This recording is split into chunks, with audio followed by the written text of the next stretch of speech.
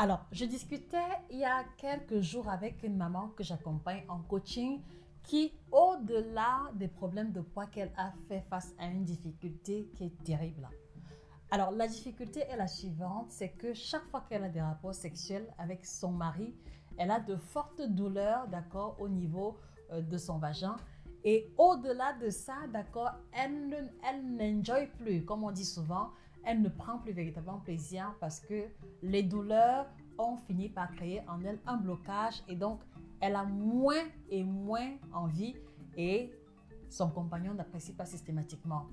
Et lorsque nous avons approfondi les problématiques ou alors quand on a essayé de creuser en profondeur ce qui pouvait être la cause, il en ressortait que sa transition vers la ménopause était l'une des raisons principales pour lesquelles elle était victime de la sécheresse vaginale. Alors ce matin, au nom de maman Odette, puisque c'est d'elle qu'il est question, et au nom de toutes les femmes ménopausées, d'accord, et toutes ces femmes-là qui font face à la sécheresse vaginale, malgré les ovules, malgré les lubrifiants, je voudrais vous présenter ici dans cette vidéo 5 aliments qui vont vous aider à améliorer la lubrification de votre vagin afin que vous puissiez dire adieu à la sécheresse vaginale.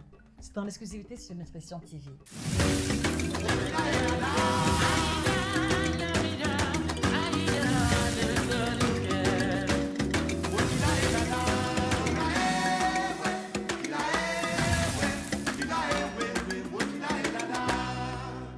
Bonjour à vous fidèles téléspectateurs, j'espère que vous allez bien. C'est un plaisir immense pour moi de me retrouver là et je vous invite à vous abonner sur cette page si ce n'est pas encore fait. Vous allez trouver ici toutes les informations contextualisées qui ont trait à l'alimentation, le ventre plat, la libido en perspective d'un mieux-être.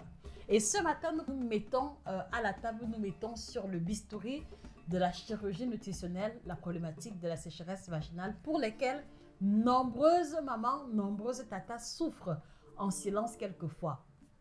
Alors, il faut comprendre dès le commencement que la sécheresse vaginale va intervenir chez les femmes ménopausées essentiellement à cause de la diminution de la production des oestrogènes qui sont les hormones responsables du maintien des caractères sexuels féminins. D'accord?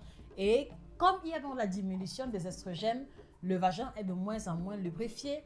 On va observer des irritations fréquentes au niveau du vagin et ceci va aussi en découler une modification de la structure du vagin. On va observer un rétrécissement du vagin et plusieurs autres inconforts liés à cette diminution hormonale. Et donc, les aliments qui vont être présentés ici vont donc avoir la vocation d'améliorer la lubrification vaginale naturelle puisque plusieurs femmes qui ont utilisé les ovules, qui ont utilisé des patchs, qui ont utilisé même des crèmes locales ont rapporté que cela n'agit que peu de temps.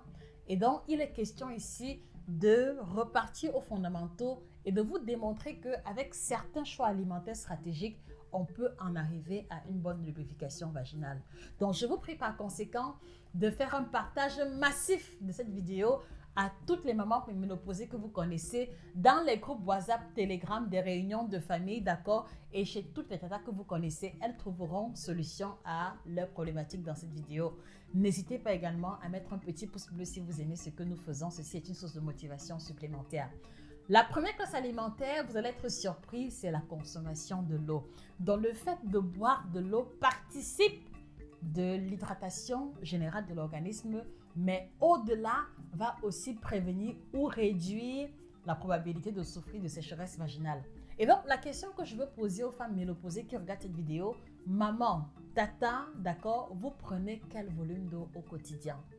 Parce que lorsque j'ai interviewé maman Odette, on s'est rendu compte qu'elle prenait moins de 600 ml d'eau par jour. Alors, comment voulez-vous être lubrifié si vous ne buvez même pas déjà assez? Comment voulez-vous atteindre le meilleur niveau de lubrification si vous buvez l'eau uniquement quand vous avez soif ou alors à peine 1 ou 2 verres par jour? Donc, quel volume d'eau prenez-vous au quotidien? S'il vous plaît, mettez les réponses en commentaire. Il est important que vous puissiez vous rendre compte que quelquefois, le défaut de lubrification provient également du défaut d'hydratation. Donc, vous devez faire l'effort de boire au moins 1,5 litre d'eau par jour, que vous ayez soif ou pas. Ça, c'est systématique et non négociable puisque au-delà des fonctions de l'eau qui va aider à améliorer le métabolisme, il va aussi participer de la lubrification du vagin. Donc, prenez cela, prenez bonne note de cela. Et donc, si vous avez du mal à boire de l'eau, ça veut dire que vous devez apprendre à sortir de la maison avec une demi-bouteille d'eau. Vous devez apprendre à vous déplacer avec une mini bouteille d'eau et veiller à ce que tous les 5-6 heures que vous soyez en train de boire quelque chose.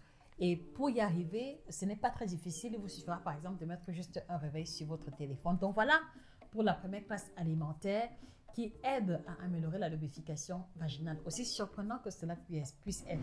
Alors la deuxième classe alimentaire, il va s'agir des yaourts, d'accord, et de tous les produits fermentés à base de lait, d'accord. Et c'est assez extraordinaire parce que ce qui rend le yaourt est la fermentation qu'il a subie à travers une bactérie qu'on va appeler lactobacillus, d'accord. Et vous devez savoir que au niveau de la flore vaginale, il y a aussi une bactérie probiotique, donc une bactérie qui n'est pas nocive, qu'on va appeler lactobacille, qui permet justement de maintenir la flore vaginale acide pour prévenir les infections diverses. Et donc, le fait de consommer régulièrement le yaourt va permettre non seulement d'alimenter votre flore intestinale, mais également d'alimenter la flore vaginale, ce qui va permettre de maintenir stable, d'accord, le niveau de lubrification. Donc, mesdames, n'hésitez pas à intégrer dans votre alimentation, au petit déjeuner par exemple, ou dans la collation de l'après-midi, un pot de yaourt. Ceci participera de prévenir la sécheresse vaginale. Alors, dans la prolongation du deuxième aliment, on va aussi avoir les aliments fermentés, d'accord? Donc, tout ce qui peut être légumes fermentés en général, tels que le chou fermenté ou la choucroute, comme on l'appelle de manière classique, les légumes qui ont été conservés, qui ont été mis en conserve, tels que les cornichons, les carottes ou le chou qui a été râpé, comme on trouve ici en Allemagne. Donc, le chou qui a été râpé et conservé dans les bocaux. Tout aliment fermenté, d'ailleurs vous pouvez en faire à la maison, va être très intéressant pour la flore bactérienne parce qu'une fois de plus, la fermentation fait intervenir les bactéries probiotiques et ces bactéries probiotiques, on les retrouve également au niveau de la flore vaginale. Donc mesdames, n'hésitez pas dans votre routine alimentaire d'intégrer les légumes lacto-fermentés ou les légumes fermentés que vous pouvez concevoir vous-même à la maison et vous allez observer une amélioration significative de la lubrification de votre vagin, mais également aussi d'une amélioration de votre transit intestinal si jamais vous êtes super allergique, voilà, aux légumes crus classiques. Alors, la quatrième classe alimentaire, il va s'agir ici de tout ce qui est aliments oléagineux, d'accord? Les aliments oléagineux tels que les noix, les amandes, les arachides, l'avocat, et tous ces aliments qui vont contenir parallèlement les protéines et les lipides vont être très intéressants pour la lubrification du vagin. La raison, elle est simple, c'est que ces aliments-là ont une teneur très élevée en vitamine E, d'accord, mais également une bonne teneur en oméga 3 et en oméga 6 qui sont naturellement du gras. Donc, leur consommation régulière va également participer de la lubrification du vagin. Donc, n'hésitez pas à mettre une portion généreuse dans votre routine quotidienne une fois le matin en passant ou alors dans la collation de l'après-midi. Alors, avant qu'on continue, je voudrais poser la question aux femmes ménopausées qui m'écoutent. Quelle est la plus grosse difficulté que vous rencontrez concernant votre alimentation de manière générale? Dans la prolongation des aliments oléagineux, comme je l'ai dit, il y a les noix, mais on va également rajouter les safous que l'on va retrouver dans la communauté africaine de non-scientifiques d'Acriodes eduli.